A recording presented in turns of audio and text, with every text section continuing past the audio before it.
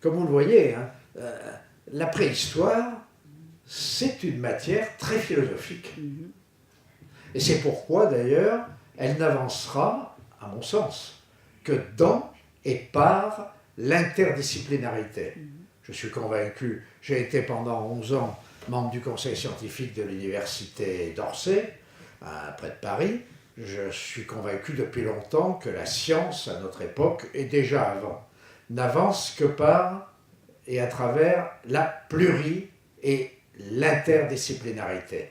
C'est le cas de la préhistoire, de l'archéologie, qui sont des sciences extrêmement pluridisciplinaires. Et de plus en plus. Nous l'avons vu dans des... Oui, de plus en plus. Nous l'avons vu dans des films plus techniques, au cours des jours précédents, où on voit comment l'anthropologie, la sociologie, l'histoire proprement dite, les sciences de la Terre, les sciences de la vie, comme on dit aujourd'hui, et on commence à dire sciences de la vie, de la Terre et de l'univers, en interférant les unes avec les autres, en s'interpellant les unes les autres, font avancer le travail archéologique et donc cette connaissance de l'humanité, de son passé.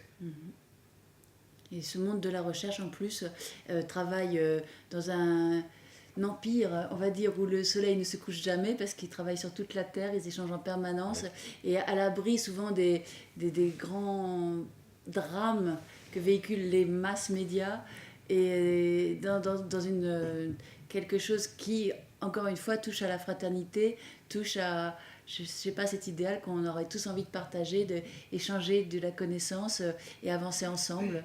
Et ça existe et on ne le sait pas forcément dans des réseaux de gens courageux, talentueux, efficaces, qui font des découvertes qui paraissent infimes, mais qui, bout à bout, constituent des grands pans de connaissances.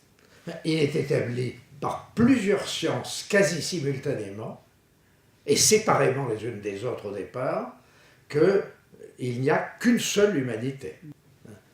L'humanité est une, mais elle est très diverse. Même la biologie et la médecine établissent aujourd'hui qu'il n'y a pas un cerveau identique à un autre.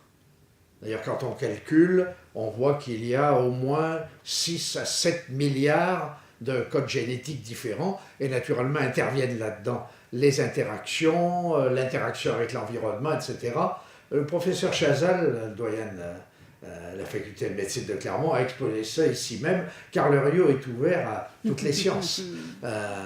Et il nous a expliqué comment chaque individu est différent en appartenant à la même espèce. Et puis il y a les regroupements d'individus, les échanges, toute la construction qui se fait à travers la préhistoire et l'histoire. Moi je voudrais vous dire, j'ai une petite question, qui est celle-ci, mais je la soumets à tous. Moi la notion de préhistoire commence à m'interpeller fortement. Ça veut dire quoi?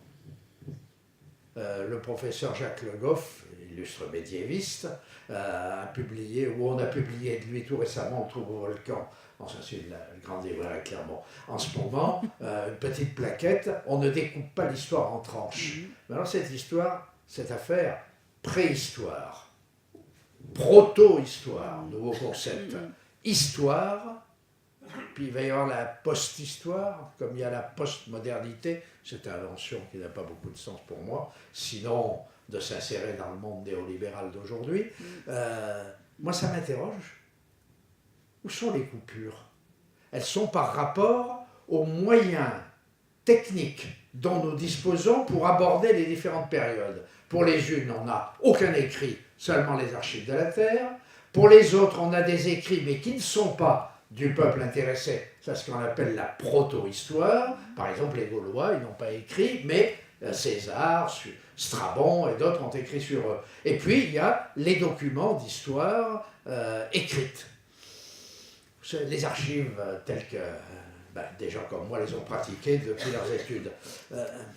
Je crois que ce découpage ne tient pas beaucoup la route. Et c'est pourquoi je me suis amusé, enfin, je me suis fait un malin plaisir, comme le malin génie de Descartes, de citer lors de la rencontre inaugurale de ces journées, le texte où il est dit que nous sommes encore dans la préhistoire. nous vivons encore dans la préhistoire parce que nous ne sommes pas débarrassés de l'exploitation, des luttes violentes, de la domination ou de l'exploitation de l'homme par l'homme, etc. Et que nous n'entrerons dans ce qu'on peut appeler l'histoire véritable de l'humanité que quand nous aurons surmonté ces divisions que j'ai cru apercevoir. Hier, par exemple, on a discuté à propos des menhirs dans les sociétés déjà mégalithiques, etc. Alors tout ça, c'est plein d'interrogations. Je crois que nous ne sommes pas au bout de cette démarche qui me paraît fondamentalement anthropologique, philosophique et scientifique, de façon très simple, secouer le cocotier. Et c'est ce que vous avez fait dans ce film et ça me plaît beaucoup.